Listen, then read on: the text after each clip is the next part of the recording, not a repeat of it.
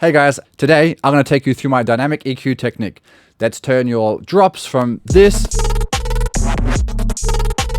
to this.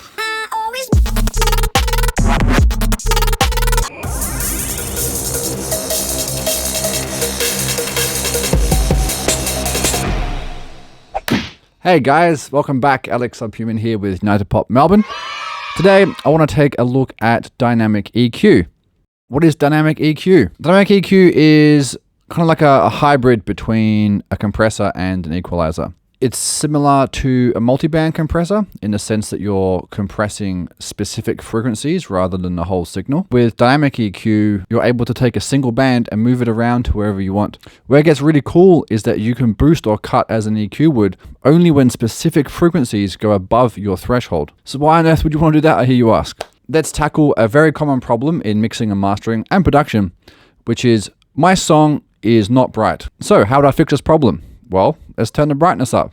Ugh. Now it sounds harsh. All right, well, where it's too harsh, let's just bring the frequencies back a bit. Frequencies are back. Ugh, it's dull. See where I'm going? With multiband compression and dynamic EQ, we can achieve something that's bright yet not harsh.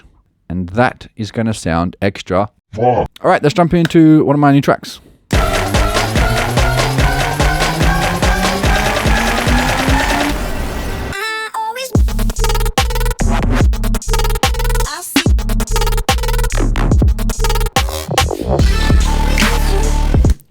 Cool. For this kind of music, I'm going to want this to be a lot brighter. All right, so let's take a look at that drop through the analyzer. I'll turn it down for you guys. Okay, obviously we're going to chop off that low end, that's not needed. This body part here is something pretty good to me. This section up in the top end is sometimes bright enough and sometimes not bright enough.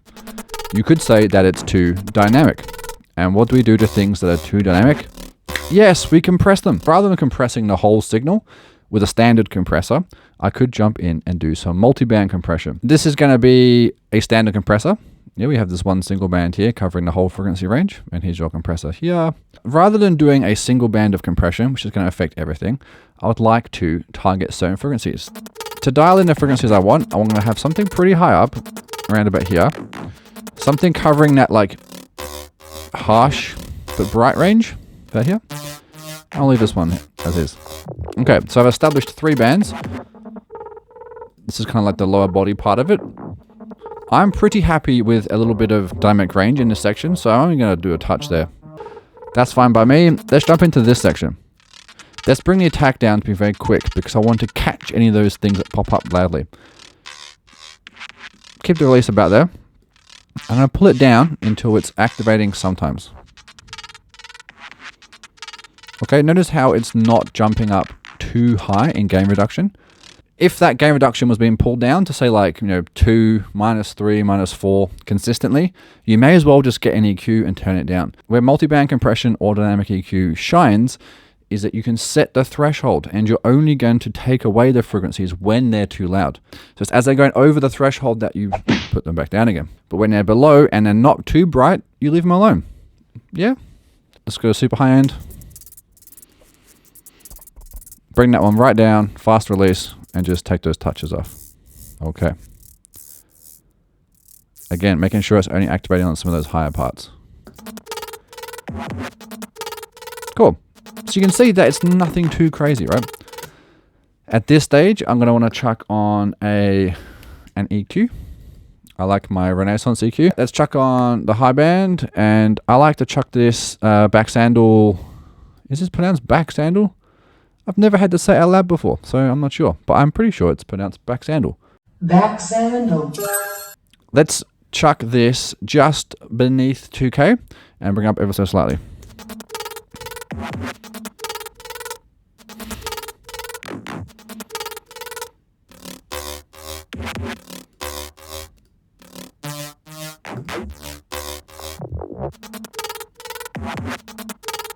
In isolation, this is sounding very bright, but I'm going to be playing this track amongst other tracks from my peers and the rest of my collection. So if it's not as bright as standard, it's going to sound dull. And that's just a reality that we have to deal with. Okay, let's have a listen to it in context. Watch your ears.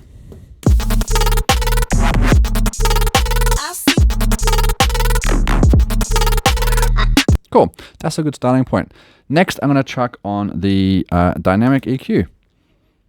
So this is going to be even more targeted compression around a specific frequency band.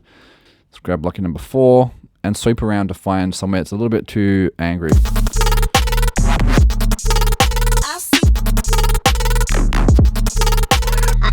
Around here. This is 5K. So changing the Q value is going to change what frequencies around the target frequency that are also being affected. So if you want to do something surgical, you might pinch in like this, whereas we're actually going to do something a little bit broader like that. Let's pull that down, okay? And then we can move and adjust our threshold. Okay, so you can see here that it's taking away some of the high frequencies when they're going over this threshold. Again, we want to make sure that it's not activating at all times. If it was consistently activating, then you may as well just use an EQ and turn it down. And you lose the subtlety of a dynamic EQ. And let's bring everything back into context.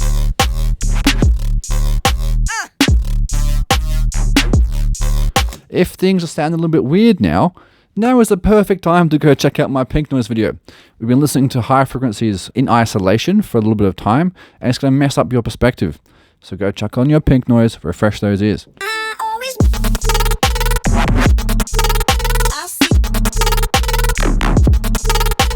Alrighty friends, that's dynamic EQ. Remember, it's a really good way to ensure something is bright without being too harsh.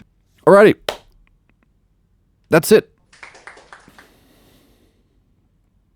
See you later.